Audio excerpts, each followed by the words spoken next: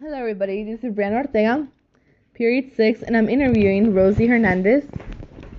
Rosie, what year were you born in? I was born 1954. Okay. Rosie, where did you grow up? I grew up downtown Los Angeles. I was born and raised. Okay, thank you. Rosie, what was your neighborhood like as a kid? Well, it was pretty calm. It was really simple. No loud music or cars, but it was pretty nice. What was school like when you were a kid? What challenges did you face? Well, school, I think, was pretty easy and simple, but very strict. We needed to be there on time, very well groomed. Oh, a lot of respect to our elders. Rosie, what was the first job you had? What was it like? I worked at an ice cream parlor. It was on the corner.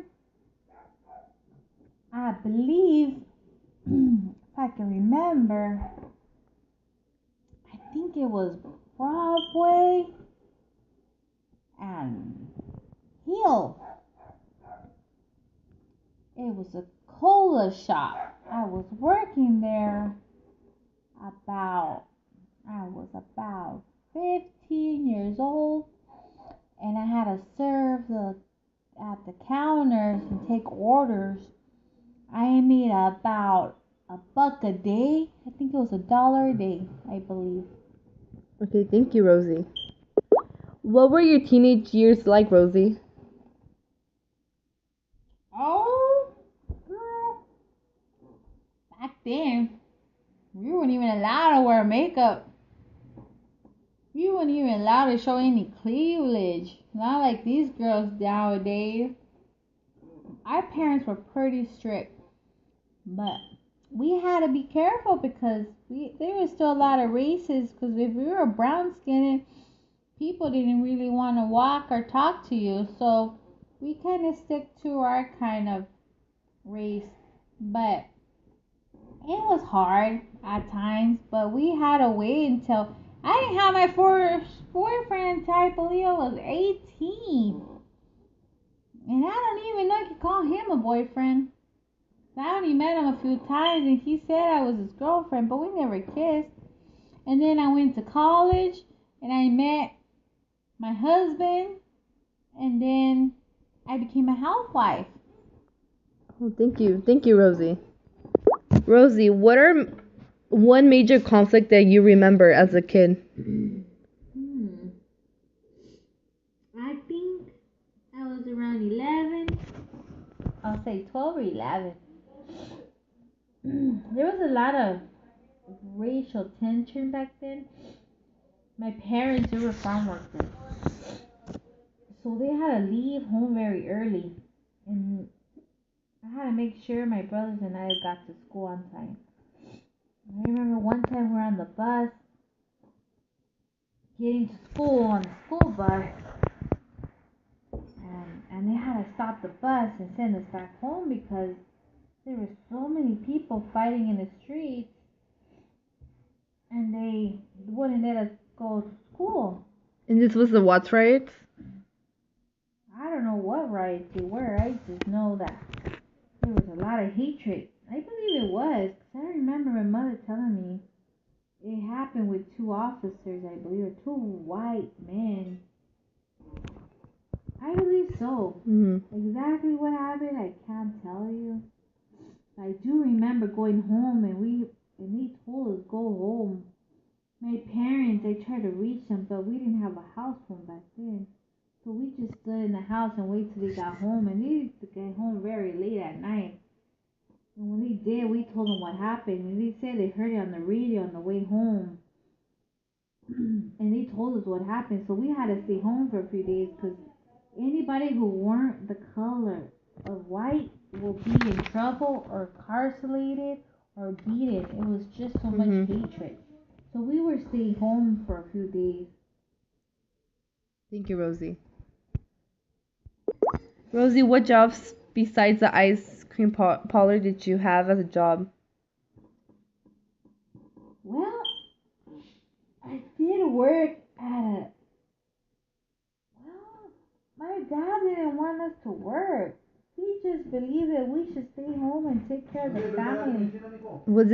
Is this the reason why you became a housewife after you got married? Yes. Yes, that's why. We were raised at that time, us Hispanic women should be home and taking care of our children and our husbands. And yes, I didn't finish college at all. I only went for a year. That's when I met my husband. And he went to school for mechanic, and I stayed home to take care of the boys. Rosie, what did these jobs teach you? Well, my job as a housewife, I consider it a job because if it wasn't for me, the boys wouldn't be off to school and my husband wouldn't have anything to eat. I learned the discipline of the mother and showing them the right way to be good men in the world. Is there anything that you wish you had done differently in life and why? Oh, girl, let me tell you. I wish I finished college. I would have maybe expanded myself. I would have saw more of the world. That's why I believe you youngsters should be out there going to school and doing your best.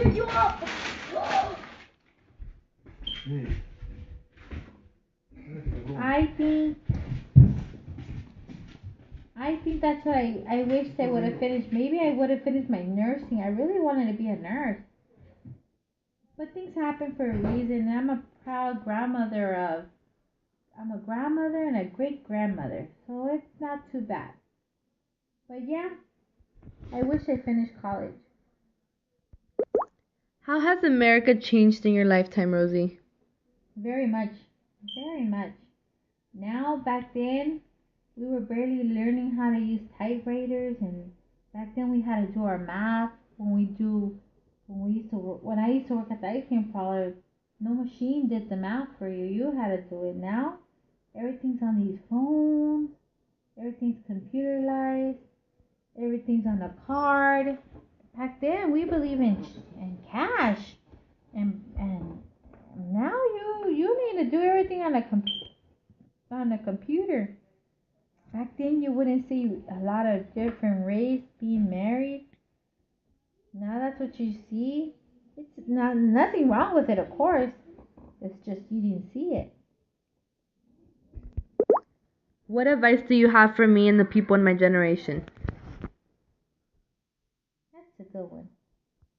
The advice I could give you jovencitos, is that you need to work hard, be respectful. Don't forget where you come from and who you are. Thank you so much, Rosie. And I'm so happy that you did this for my U.S. History project. And I hope the audience that is listening is going to like it and listen to Rosie's story. Thank you, Rosie. Thank you very much. You're welcome.